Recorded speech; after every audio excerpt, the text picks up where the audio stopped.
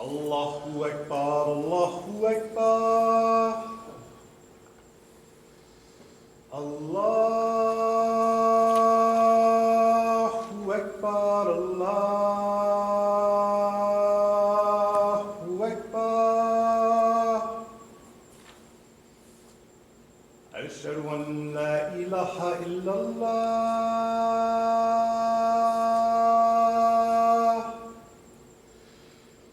Ashhadu an la ilaha illallah.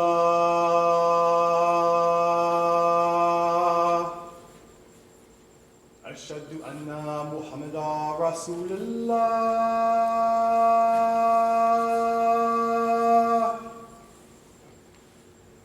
Ashhadu anna Muhammadan Rasulullah.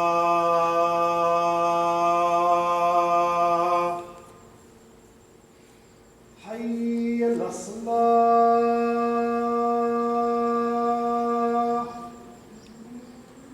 Hayya lis-salah.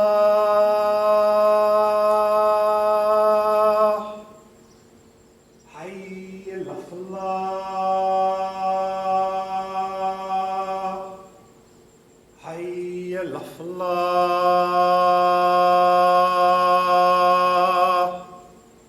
Allahu Akbar, Allahu Akbar. La ilaha illallah.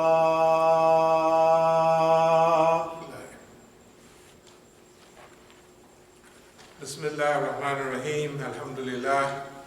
Alhamdulillah. Ahmaduhu wa asta'inuhu wa astadihi wa astaghfiruhu wa uminu bihi jalla wa ala wa la akfuruhu wa ashhadu an la ilaha illallah wa ashhadu anna Muhammadan abduhu wa rasuluhu. As-salahu bil huda wa dinil haq liyudhhiruhu ala din kullihi wa la kariha al-mushrikun. All praise belongs to Allah. We praise Him, we seek His help, His assistance and His guidance. We believe in Him and do not disbelieve in Him. I bear witness that there is no God but Allah, and Muhammad sallallahu alayhi wa sallam is a servant and messenger.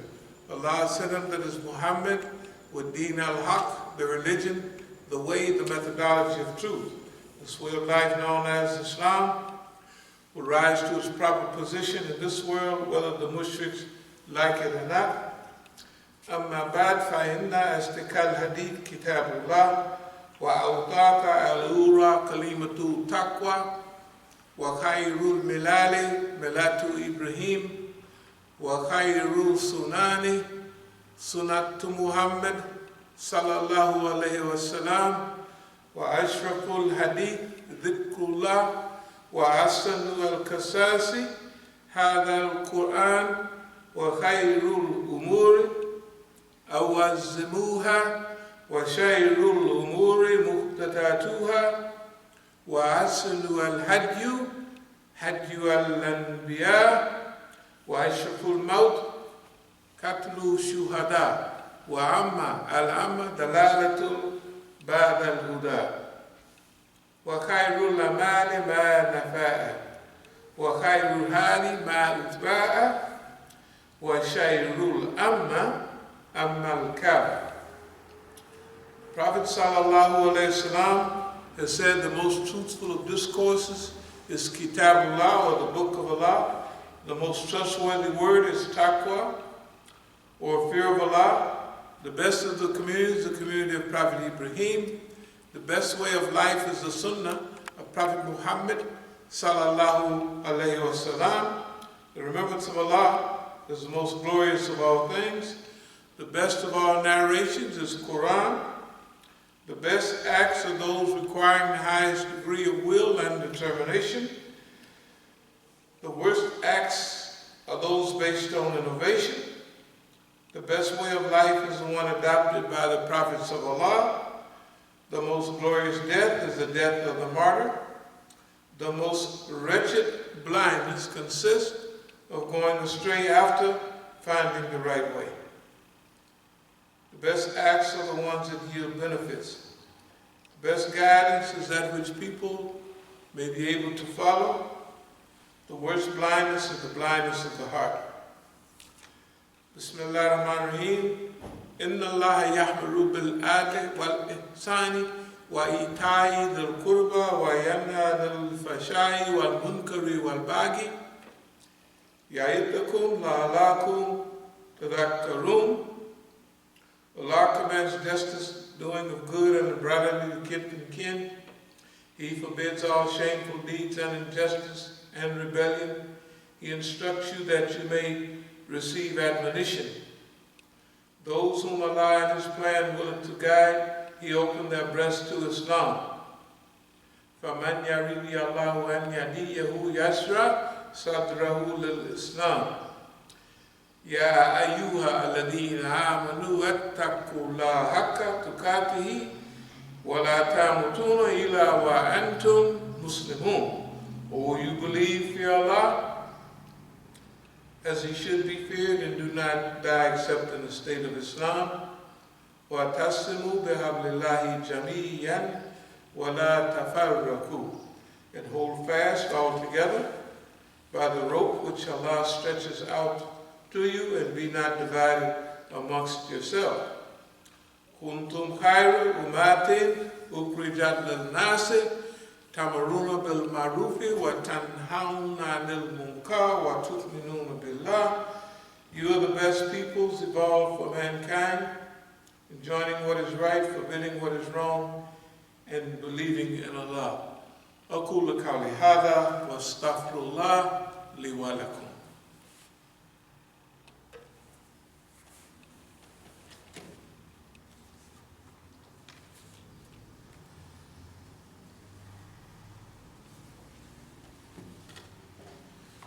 Bismillahirrahmanirrahim. Alhamdulillah Rabbil Alameen. Wassalatu wassalamu ala khairul mursaleen. Muhammadin al-Nabi al-Ummi. Wa ala alihi wa sahbihi ajma'in. Amma ba'd. Yaqulu Allahu ta'ala fil Quran al-Kareem. Inna Allaha wa malaikatahu yusalluna ala nabi. Ya ayyuha alladhina amanu. Sallu alayhi wa sallimu tasliman. Allahumma salli ala Sayyidina Maulana Muhammad sallallahu alayhi wa sallam. Name of Allah, most gracious, most merciful. O my Lord, Thou hast indeed bestowed on me some power, and taught me something of the interpretation of dreams and events. O Thou Creator of the heavens and the earth, Thou art my protector in this world and in the hereafter. Take Thou my soul at death as one submitting to Thy will as a Muslim, and unite me with the righteous. But there's another of the same from another translator.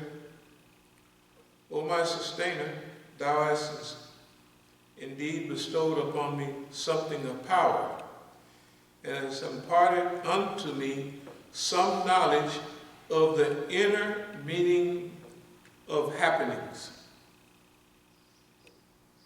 Originator of the heavens and the earth, Thou art near unto me in this world and the life to come. Let me die as one who has surrendered himself unto Thee, and make me one of the righteous.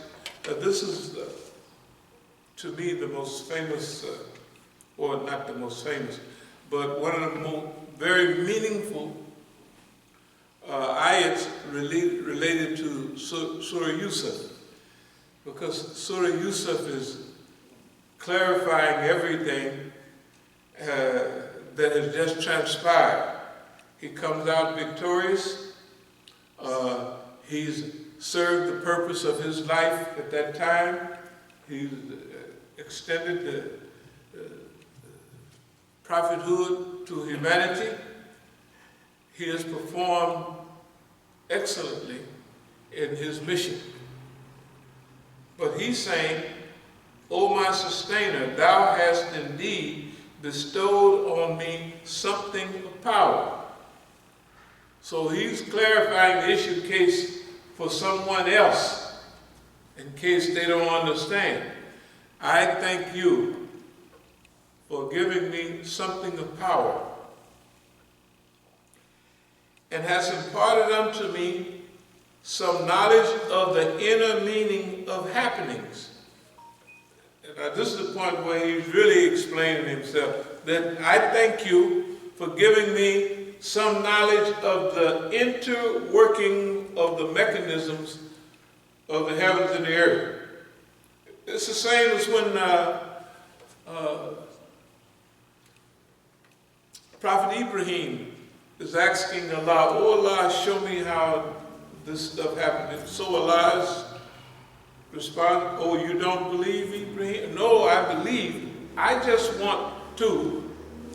What he's really saying is, when I tell the people these things I'm going to tell them, I want to tell them I know what I'm talking about. I saw this myself and I got it covered. You know what I mean? This is what Ibrahim was saying when he asked Allah to show me the inner workings of your creation, how this thing is really working. And Allah showed him. And he thanked Allah. But his thing is, when he presents this reality to people, he want to be able to say, shoot, man, I know what I'm talking about. I seen this, I got it covered. And this is basically the same thing that Yusuf alayhi salam, he's thanking Allah for giving him those things. And the main thing is the inner working of the meanings of the heavens and the earth. Thou art near unto me in this world and the next life. Let me die as one who has surrendered himself unto thee and make me one of the righteous. So this is constant clarification for the hearer, for the listener, for anybody that comes in contact with Yusuf. This ayat is going to give them the understanding of what had transpired in the surah, because it was almost magic. He gets sold into slavery, you know what I mean? But see, a lot of them told him before, hey, in a dream, and he has this dream, he has this vision, and of course he don't fully understand what it means at that time. That's in the beginning. Then he goes through his transformation, and at all times during this transformation, he always knew or believed that he was going to wind up in this kind of condition so he was never despondent or lost belief or anything like that.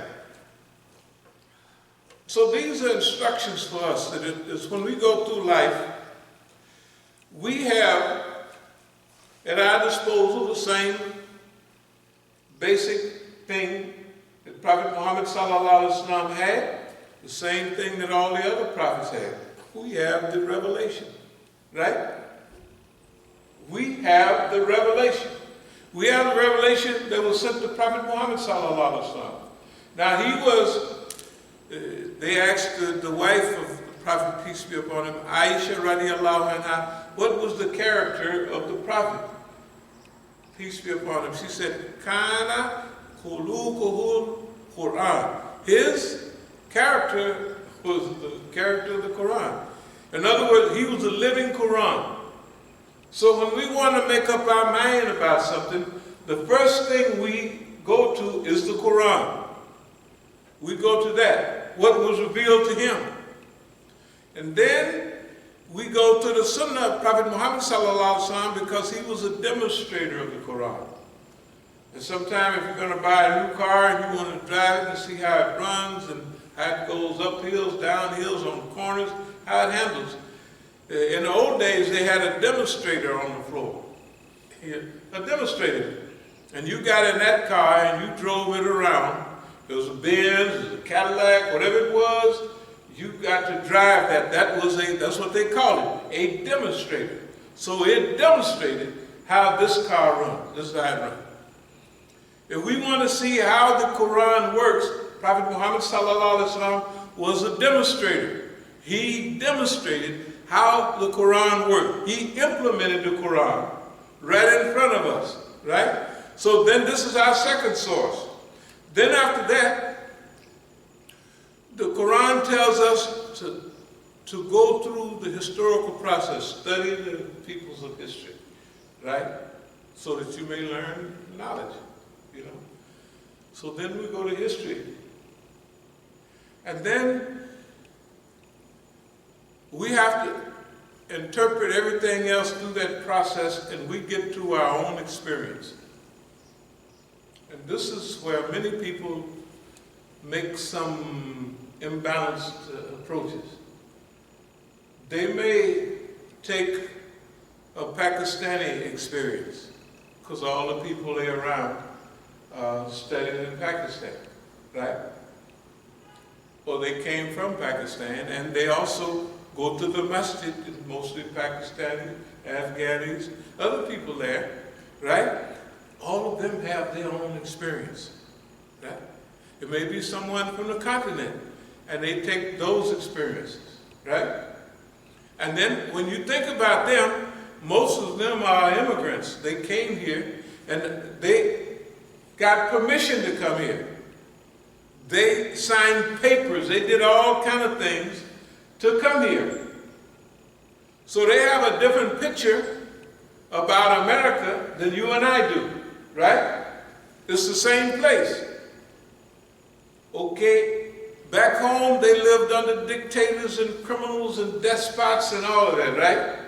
So they went to the movies and they saw this America. You know, this is what the lady Imam, you know, the Somali lady, she gave a talk the other week. She said, you guys not sold us a bill of goods, but what you told us was not true. What the America that you told us about, this ain't true. Look, they're happy to be here. It's better than a refugee camp. They're happy. The Somalis, they're happy to be here. They got several settlements all over America. But the immigrant has a different picture of America.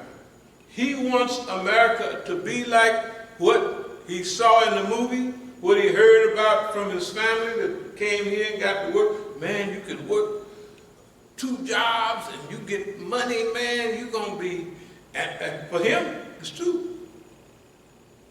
30, 40 years ago, it was really true, you know what I mean? But now, you and I are born here and raised here. We have a homegrown American experience. Think about it. And we want America to be different than what it is and different from what it has been. We just don't like the way things are going, right? We just don't like the way, I mean, even when we get a job, and we may get some degrees and letters behind our name, but you still a Negroid. You know, they used to have 3 classifications of people: Cascoid, Mongoloid, and Negroid. It's just ridiculous. But anyway, you're a Negroid. Don't make no difference how many degrees. Sometime it'll get you by, but another time, this old dumb police officer with a low quality education, right? But he has the power, he got a badge, he got a gun on, he can kill you. He can kill you and he know it. And everybody else know it too. He can shoot you dead and write on the report anything he wants. And there's only a 0.1% chance that anything's gonna ever happen to him about it, right? But here you come riding down the street in a new Benz and laughing and talking shoot, to your family, and he just got up here from Georgia, Mississippi somewhere, right? And he's gonna stop you and unload all the tickets, and if you don't like it, then he just call his homeboy. Usually before he stop you, when he pull you over, he done already called him. They're gonna be at least 1 or 2 right behind him. He may come up to the car. The thing I'm talking about is experience. I didn't mean to stray from the subject of thanking Allah for revealing and educating and instructing us. But we have a different picture of America. As we said, all the things that's been happening here, recently we have a different view of those things that's been happening. You know, I bet you this is the only masjid in the United States that, I'm thinking this, that when we talked about the killing of Brother Floyd up there, right? We're the only ones that told you that the police was playing pocket pool, right? Think about it. Anybody go back home and watch that over and over again? The man don't move his hand, right? Why is his hand in his pocket? Nobody else knows. But all of us been to the penitentiary places, we know when you keep your hand in your pocket that long, right? With all this other stuff going around and you ain't moved it, you playing pocket pool. You playing with yourself. This man was murdering the brother and he went 3 minutes past the time he was dead because he hadn't finished. If you'd checked his underwear, they would have been full of sperm. Psychotic, inhuman, all of that, but that's what he was doing. You can look at it and see that's what he was doing. We believe that because of what we see in the society. The man had 18 or some other offenses, right, against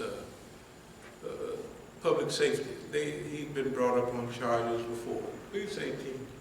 Somebody studied him. Probably the Israelis.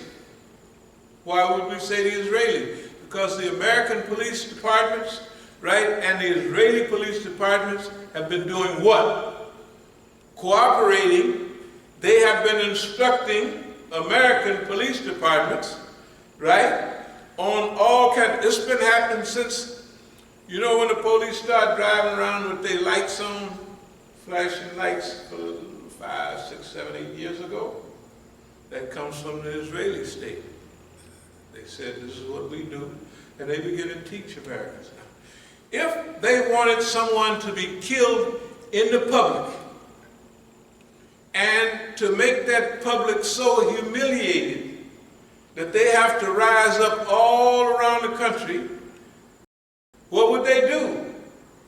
They would study the records and say, who are the police, who's one that would just love to kill me? If they get 2, 3 of them, they select him.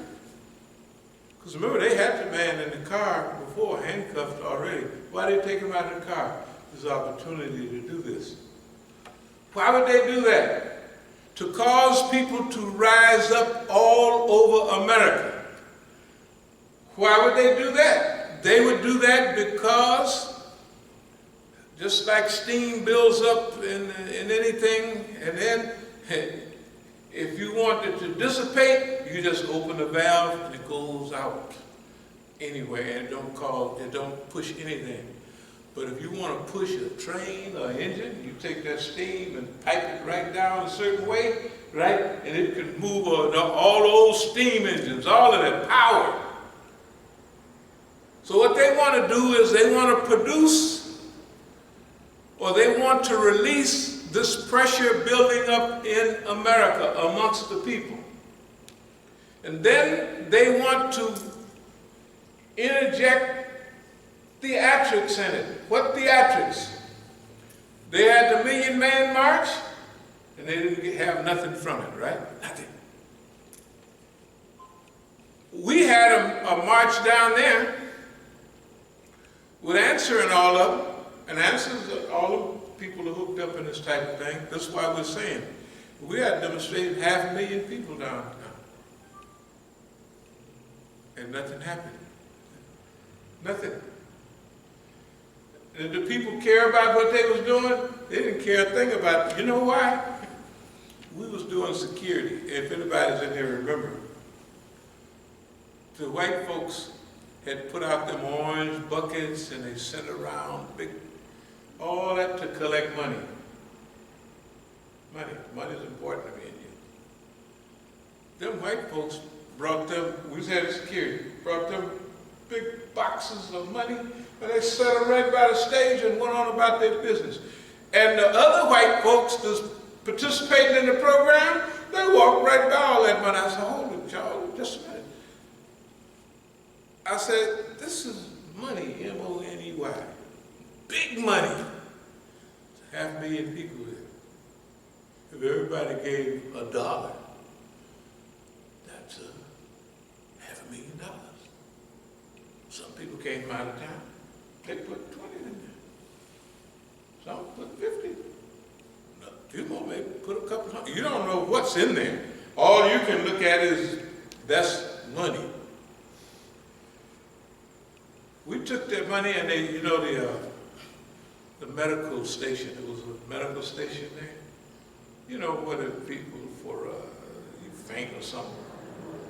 We put the money in that tent and then the security guy right there across the thing,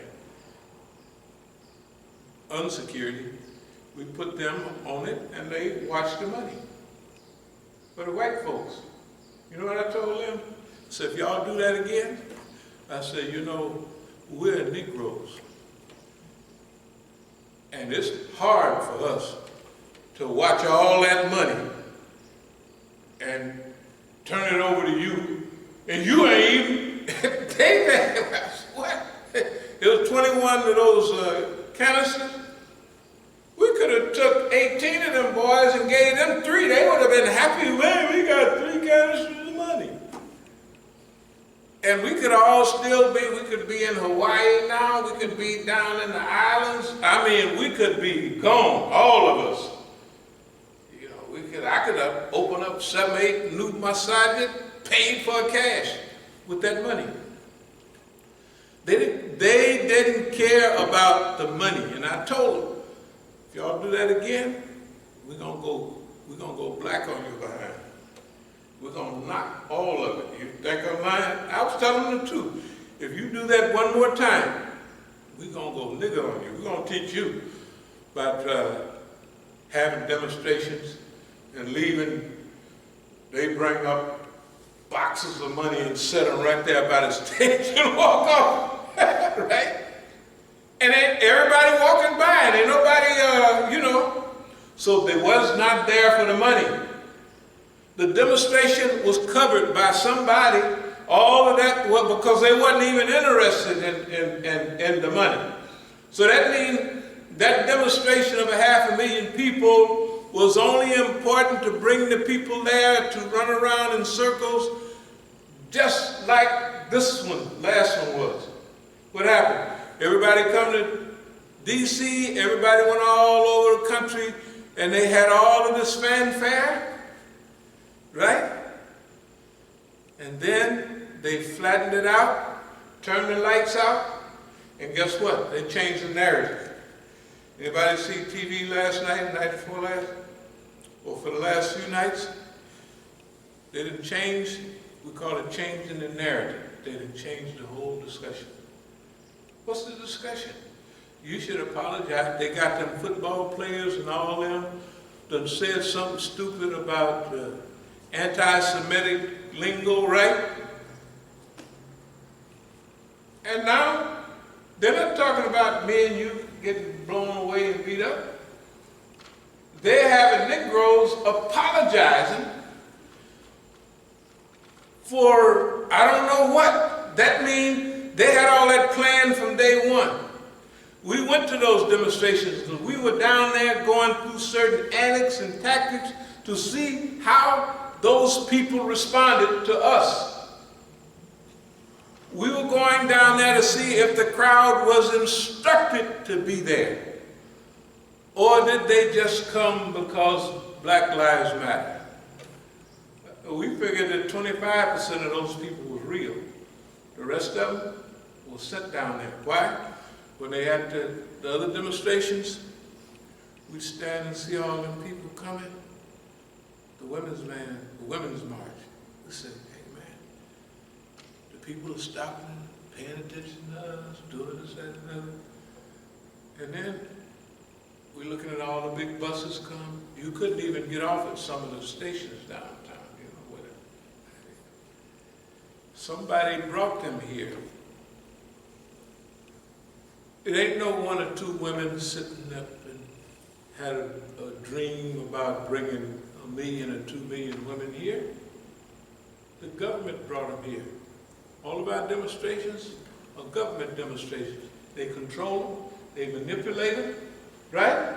Because to bring all of those unions and organizations, all of those buses, knowing where to park, where to do this and where to do that, it is organized. 3 or 4 women, just no experience in all of that, pop up and they have that. It ain't gonna happen. It didn't happen like that. The government is trained in what we call in Hollywoodism, in manufacturing demonstrations and all of that, and that's what they did. When it was time to go, just like they turn out the lights, okay, everybody, that's it. We're not going to tell you what we did down there, but we test all our theories. So we tested it, but just for speed and the flow, we're going to just keep moving.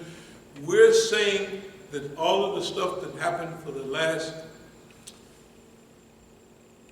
period was organized, but don't worry. We believe that they were only about 30% successful. They missed. They wanted to produce a whole environmental situation, and they blew it. I'll just give you a couple examples. One demonstration down there, they started using flash bombs and everything, and tear gas.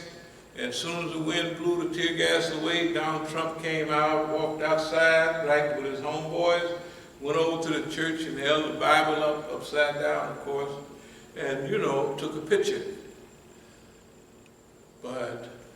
And then one of the 4-star generals was out there walking with him. And he came out even later by himself. Right after that, Colin Powell, what they call him, Mad Dog Mattis, and all them old generals, like Colin Powell used to be head of the Joint Chiefs of Staff. What did they say? We're not going to allow you to use the military against the people. Mad Dog Mattis said it too. You know why they said it? Look how they've done the American soldier. And them old generals have a relationship with they call them, you ever hear them talk, my boys. My boys was over there and okay, that's their family. They all want promotions and everything, but they still have a relationship with their army. My boys did this, my boys did that, right? My boys came back here with half of their head blown off, arms blown off, legs blown off, and you didn't even treat them.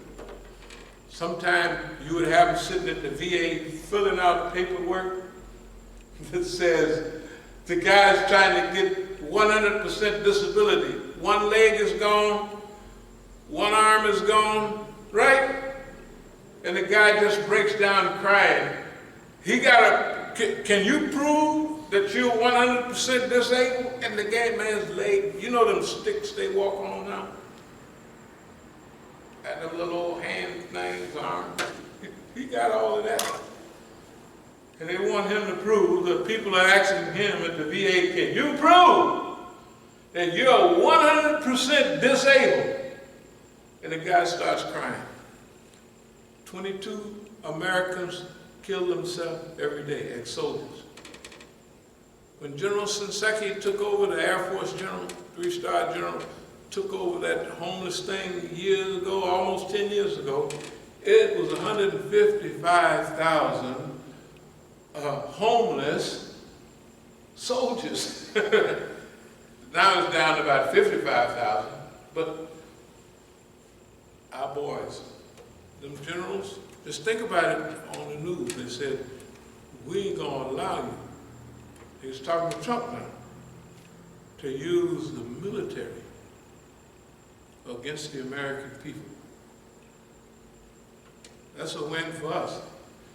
I want to explain, because in this Hitlerianism that Trump has been trying to produce, one of the things is hold hands with the military. Get the military on your side, right? And then you can really browbeat the American people. Because constitutionally, the American military, like the CIA and others, they can't spy on people inside. Of course, they did during our time. The Army, intelligence, and the CIA, internal.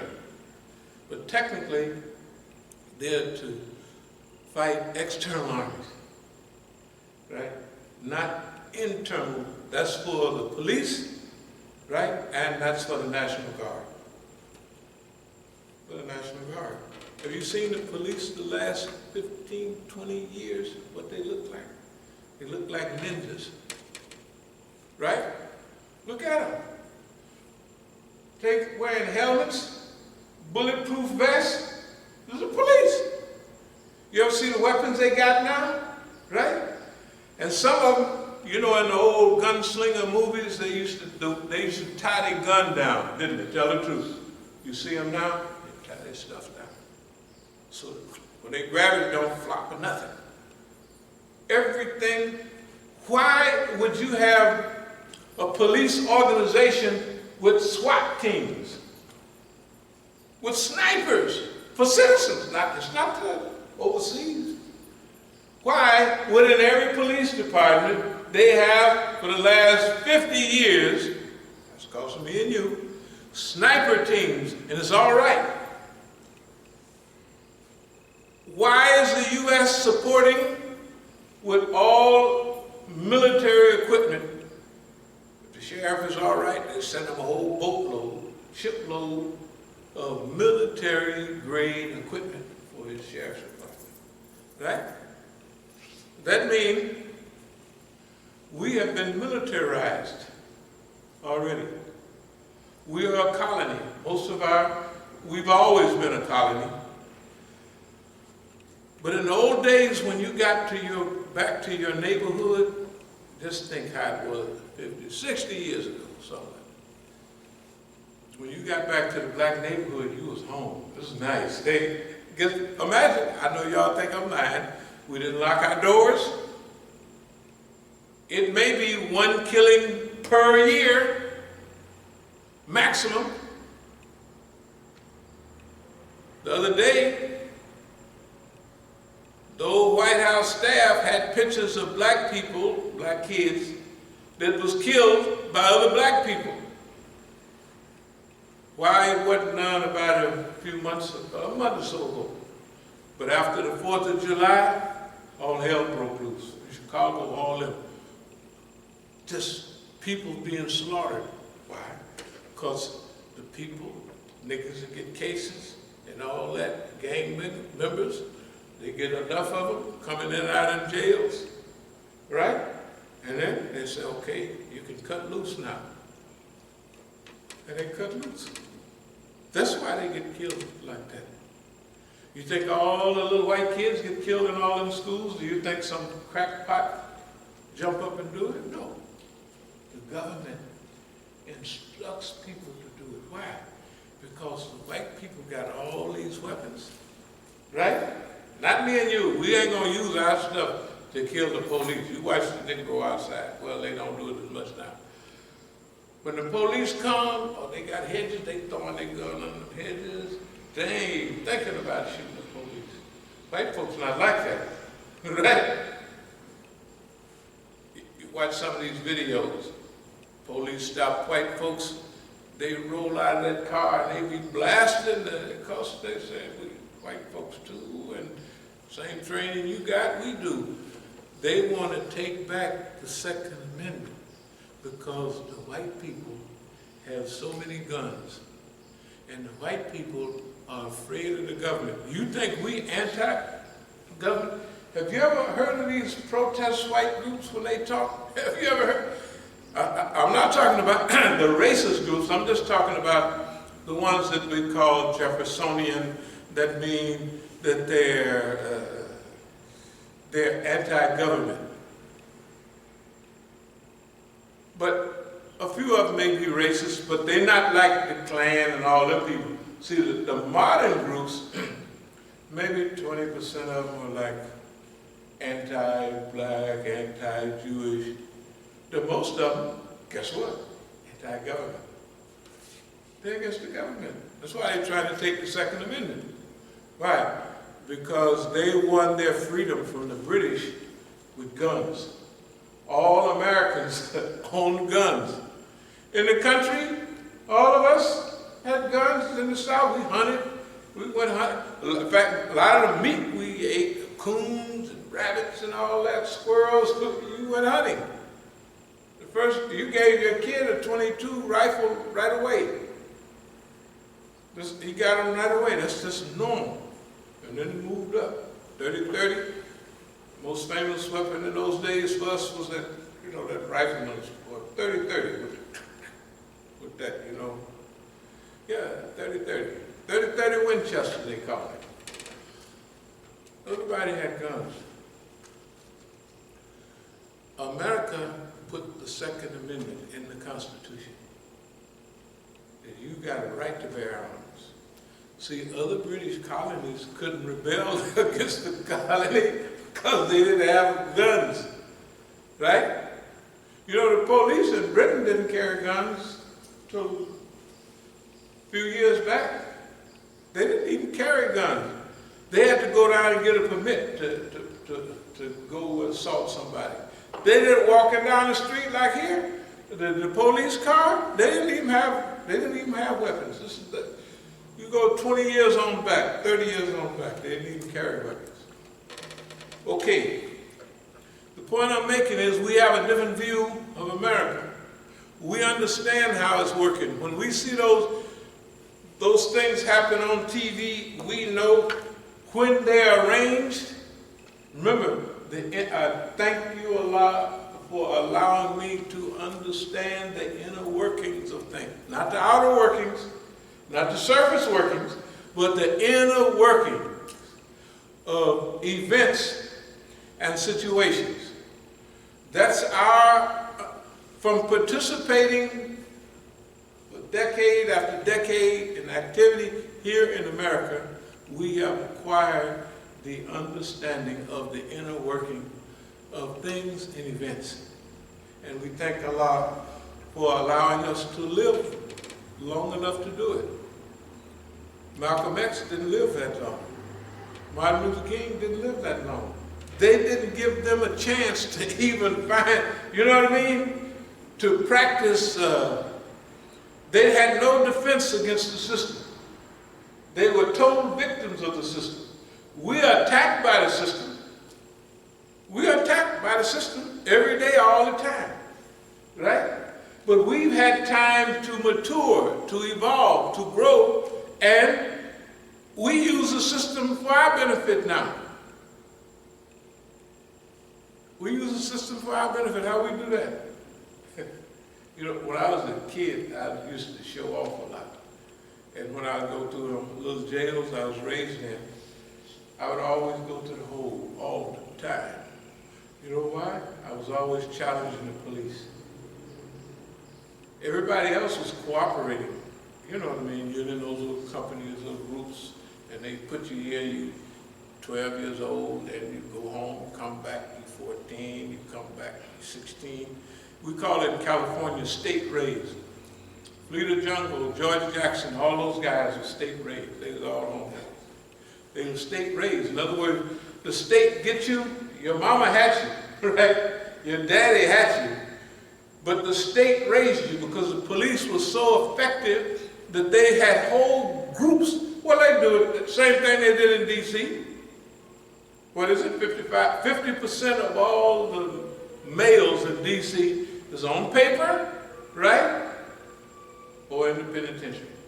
Same thing for us in California. In fact, they might have been more effective here than they was in California. But they run us through that system.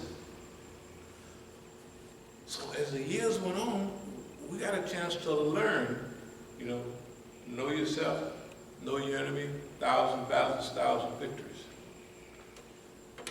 We began to learn that the reason that we did those things was for attention. Because every time they send you to the hole, roll it up, Reeves, you got to roll up your bed gear, and then you go to the hole. Adjustment center, segregation, whatever they call it, right? It's the same thing. And everybody got to watch you. So if you lack attention, right? All other kids get attention by fighting other kids. Not me. I know the more attention, the more you challenge the man, the guard, the counselor, whatever y'all call him, right? The more attention you get. I'm going to go ahead, skip ahead. You remember all the pictures we show you about all them pretty cars and how Negro would dress? That's pre-Superfly stuff. That's not post, after. That's pre-Superfly.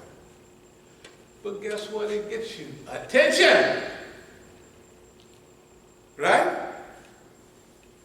So everybody told us we ain't nothing, so I ain't nothing. Well, give me the biggest, longest, prettiest car you got on the thing. I'll teach you I ain't nothing, right? But then you get all those things, and guess what?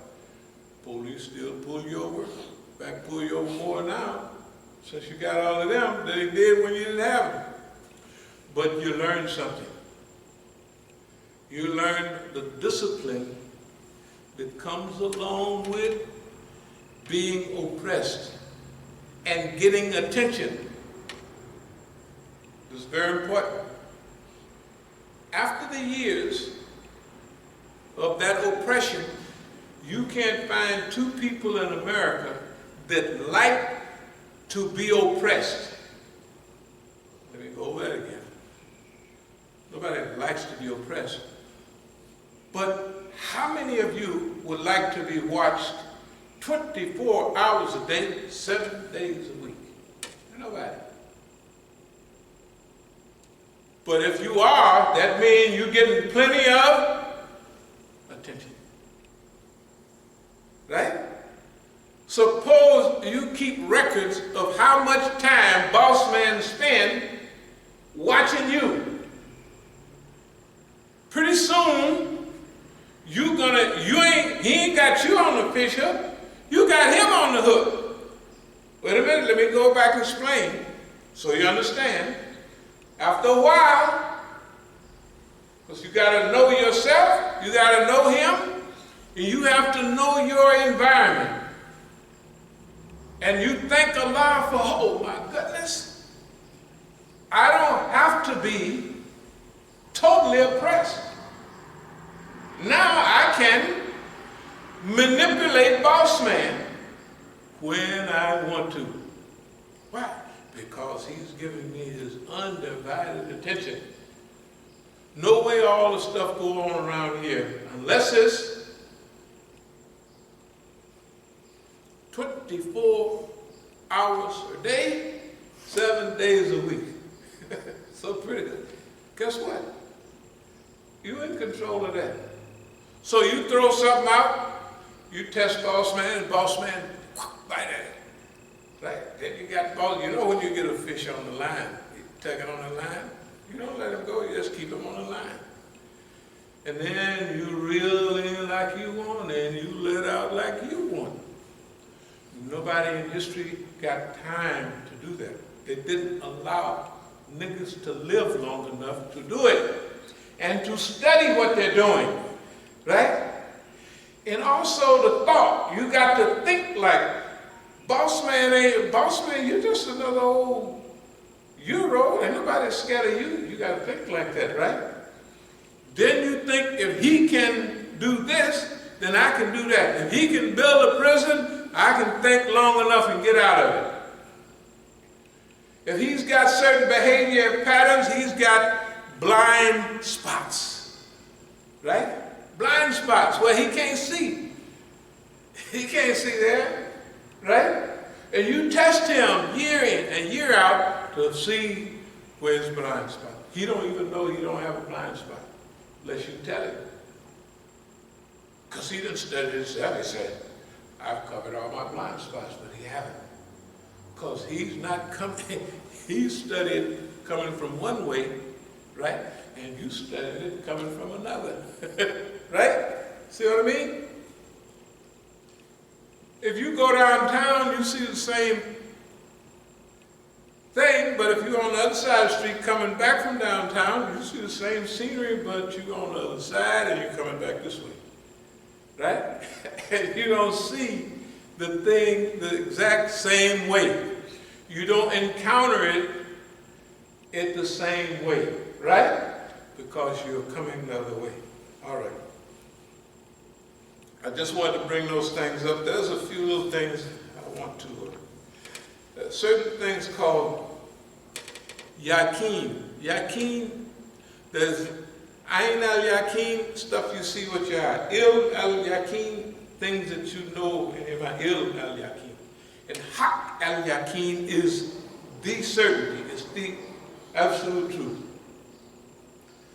So when you see something, at first, you see it with your eye and you begin to think that is a such and such, right? Because you saw it. Then you do some investigation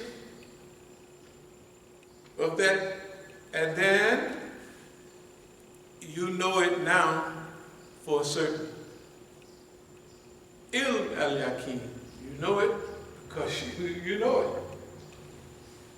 Then you can go a step further where it is the absolute truth, and you know that's the truth. Haq al-yakin. To rearrange things in America, we're going to have to, as a people, evolve. The chance we had a few weeks ago, we were saying this is an opportunity for New Worlders to really remanufacture, remake, restructure, reorganize the whole America for good. See, we don't care nothing about America the big, America the great, but America the good. See, actually, we live here. This place is not going to go away, but we want it to be good. America have never been good, tell the truth. You here working, picking cotton for several hundred years, and they go out and borrow all the Indians' land. The ones that they could find, they kill them. And the ones that's left over, they put them on a reservation. I saw a movie about the Indians, you know, how they give them all them diseases. And you know where Negroes in some states used to be, they used to like that cough syrup because it had some. So they kept coming to the window, they wanted some syrup. That's all they wanted. And they did it to them before they did it. All they wanted was, they come to the window, you know, the Indian agent, and they cough him. And they really wanted it. That thing just did away with their sickness. But it didn't do away with the sickness, it just covered it up. So they addicted it. And they was coming, all they was asking, boss man, you got a little bit of that syrup? No syrup today? And they'd be panicking. It's good to know your environment. You can't manage or manipulate your environment unless you know it, right? You have to know it. I'm going to just read a few things and we're going to take it on in. Certainty has four corners: visioning the intelligence, uncovering the wisdom, cognizing the warnings, and cognizing the ways of past peoples. So whoever visions the understanding will cognize the wisdom. Whoever uncovers the wisdom will cognize the warnings. Whoever cognizes the warnings will cognize the ways of old. And whoever cognizes the ways of old, it is as though he is among the past peoples, as though you are living right there with the peoples of the past. Now you got to remember, traveling the earth and see what was the end of those before you, right? That's all this ayah is talking. Go and find out about history, the peoples of the past. This statement is saying, and whoever cognizes the ways of old, it is as though he is among the past peoples. He is guided to that which is most upright. He sees who is saved and that by which he is saved. He sees who is destroyed and that by which he is destroyed. As though he was living there with the people. Not living, but now he's suspended animation. He's there with the people. Suspended, watching. But he's there with them. He's watching to see who was destroyed and what they're destroyed by. And he sees who is relieved and who is saved and who is rescued and the thing that they're rescued by.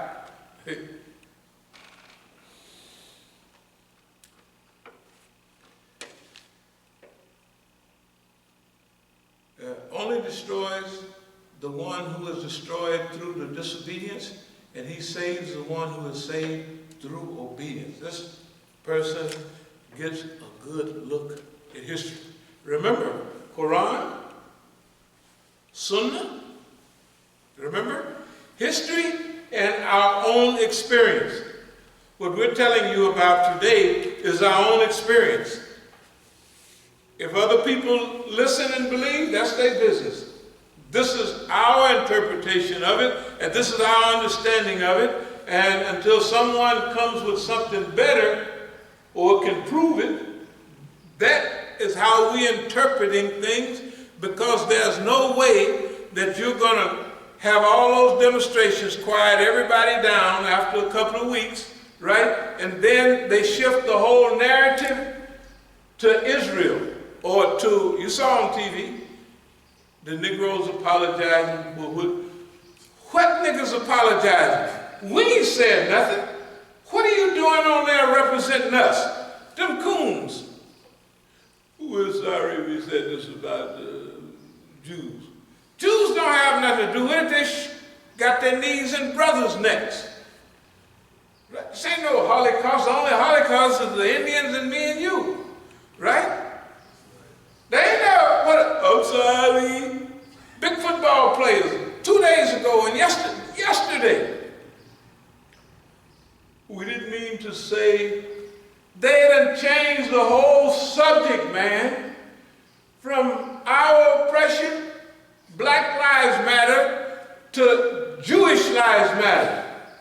And ain't nobody said nothing about Jews. I've talked with rabbis, you see, the guys with all the curls and them hats. They're real Jews, because them brothers wear them fur coats and fur hats, they'd have it on. If it's outside now, 100 degrees, they out there. And I said, boy, y'all believe in that's, the clothes is black, and they got fur hats. Now, and all that long, I said, this boys are serious. And if it's on Saturday, they don't work on Saturday. So they'll come to this thing and stand there, and you got to read what they was going to say. Because it's the Sabbath. They keep it half day. We ain't did nothing to them, nobody. Right? Why Negro representatives, we're sorry for what? I said something that relates to the protocols of lying or something. You said it, nigga. You ain't said, don't have nothing to do with me. Don't have nothing to do with the police killing us, right?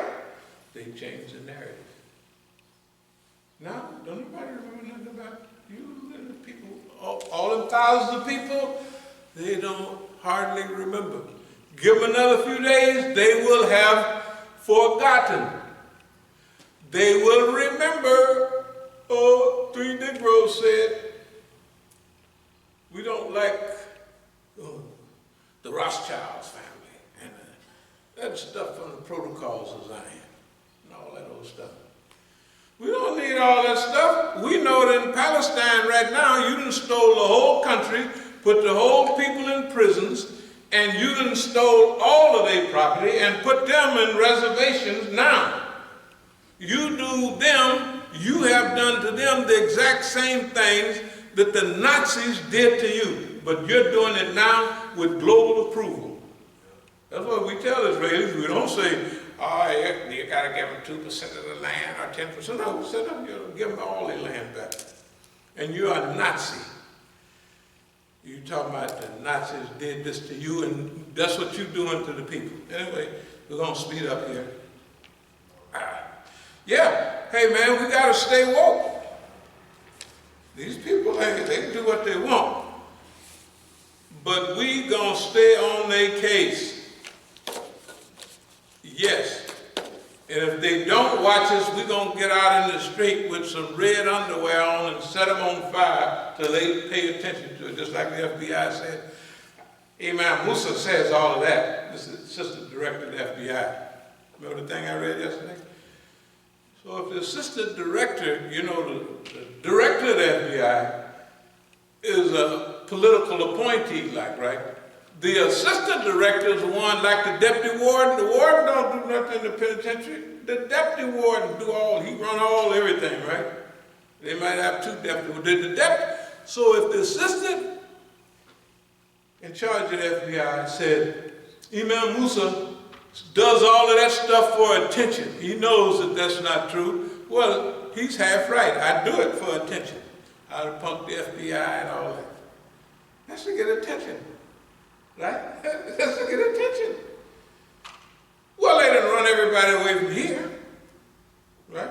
Tell the truth. From all the big demonstrations, all the big everything, all that. Where's everybody? Right? Where's everybody? Where? Goodbye. They gone. We don't go after them. Where you going, brother? What did we do? We said, see y'all later. Goodbye.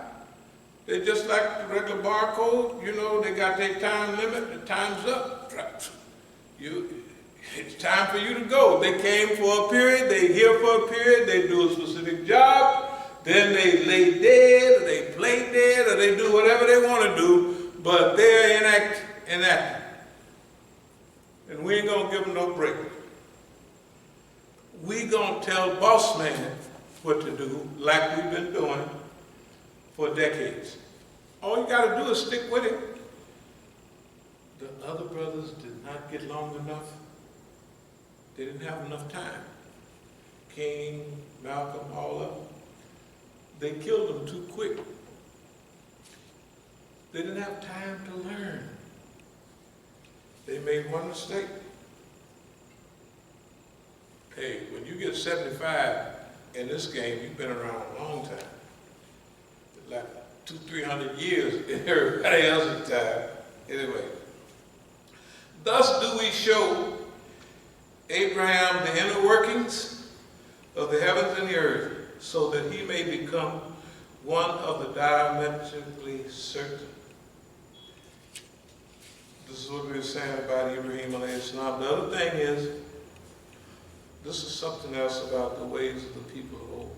So whoever visions the understanding will recognize the wisdom. Remember, we just went through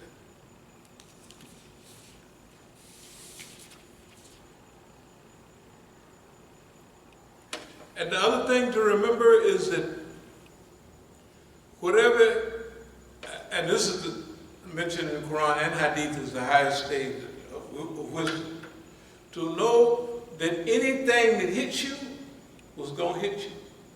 And anything that missed you, it was going to miss you. And let me repeat that. Anything you got, you was going to get it.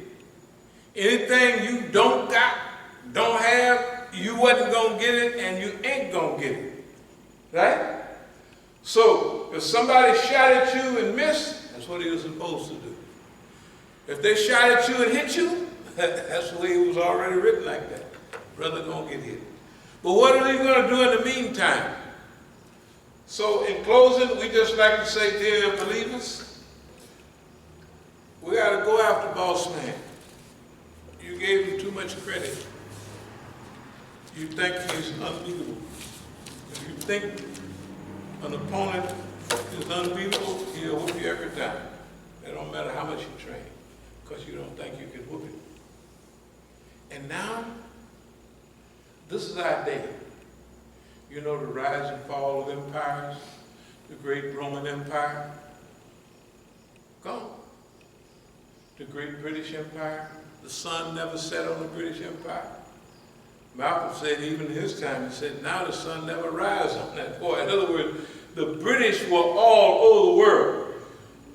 Whenever the sun rises, it rolls on a colony of Britain. And whenever it's set on a colony of Britain. It ruled the world. They're gone. British Empire is sitting right over there in London. A few people there, that's about it. Right? Do you know, would you look at America now? Just look at America the way it is. America used to be feared and respected by the people of the world, no matter how much wrong they did. Right? They said, ain't good, America, I'm good. It's not like that anymore. There's a global transition going on right now in the world. And whoever hired Donald Trump, I've been trying to figure out whether the Iranians hired him, whether the Russians hired him, or whether the Chinese hired him. Somebody hired that boy. They hired him. And it's easy to hire Donald Trump, right? Remember? He hates everybody, so he don't love them, but no America. And he thinks about himself. It ain't only. You ain't never heard him come up and give a speech say, oh, I'm so sad that all that 140,000 people have died. Do you ever hear him? He don't say, he don't talk like that. You know why? He don't care nothing about them people. He don't care nothing about them people. Those people are easy if they got arrogance and ignorance. As a part of them, you can hire them to do anything. Do you think he won't sell out America? Of course he will. They said, boy, we want it done. I know you broke. Because he don't never make no money. He always spending money, but that's money he borrowed. He don't manage money any good. That's why he don't want you to see his income tax, because he ain't paid none, because he ain't got no money. So they know, like all of the Trump hotels, tell the truth, he loaned the people his name, and they pay him so many $1 million to call it Trump Hotel. So he ain't got no money. All those investments there in Jersey, right? All them casinos, they got cobwebs all in them. I mean, they're rotten, they're smelly, you know, the rugs get rained on, they closed down years ago. He ain't got no money. Any government that want to hire him will make a deal with him. Don, we want you to destroy the Republican Party and mess up such and such. Okay. You say that's not possible. Something is going on. It's not possible for a man to do everything wrong all the time, right? To say the wrong thing every time. It's not, I mean, you gotta learn from something, right? You gotta learn something sometime. Don don't do that. And then, y'all heard him, Don just say stuff. If any other president would have said that, they'd have hung him upside down in the square downtown. You want help from this virus? No problem. Get you some radiation, get you a red light, put it under your arm or something. Or better yet, you know where bleach cleans up everything, you go get you a drink of that Clorox bleach. Right? Or no, better, inject it. Shoot bleach. Right? But he did say that, right? He did say those things. I'm not making it up. That man is not crazy. He's something else that you don't know the word for it. You don't know the word for what that is. It's not clownery. It's not buffoonery. It's not nothing. And I'm going to close with this. Think if you could remember back several months ago, oh Allah, make a clown out of America. Oh Allah, make a buffoon out of America. Oh Allah, y'all remember that dua? What's dua I made? Now, what we got? Tell the truth. Don't get mad. Didn't I stand right here in front of y'all? Oh Allah, help make a fool out of America. Help make, and you know, making dua and getting it is nice. You could get a little card. Oh Allah, I need a little card. I need a little this. I want a new wife that's got good taqwa and all of that. That's good. But when you make dua, and of course you expect it to happen, but when it happens, you start in there like, he really said that. You think you don't believe it? I almost don't believe it. I don't believe that man said that. I believe it was a ventriloquist, somebody that, or some new camera trick. I don't believe he said that stuff.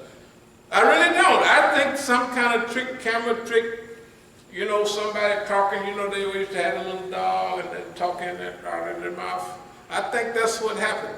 Something like that. I don't think he really said that. If he did, then Allah answered the duas that we made in perfect clarity. And in real time. Let's call it like they call it on TV. This is in real time. It's not, oh, I asked for something this year and we get it in 15. You know, this is right now. And I'll close with this. Dear believers, I believe that Allah have hooked a mission up for us. But we're going to have to work for that mission. Yeah, we're going to have to struggle for that. We're going to have to help the Muslims in America and then all around the world feel good and proud of themselves. Because we're in America. The people over there in Iran can't do it. The people in the Middle East can't do it, right? Because they're so far away, right? And we want to do it from here because this is our job and our opportunity. But it all has to be for good, for justice. We don't want to do the system like the system did us. That's not what we're asking for. We're asking that Allah give us a chance, and we have, right, to do good for America and for the world, because all the respect America had is gone. All the love for America all over the world is going fast. Well, Allah, we seek thy refuge from anxiety and grief. We seek thy refuge from lack of strength and laziness. We seek thy refuge from cowardice and niggardliness. We seek thy refuge from being overpowered by debt and the oppression of men. O Allah, suffice us with what is lawful. Keep from us what is prohibited. With thy grace, make us free from what of what is beside thee. Ameen. A comment, this is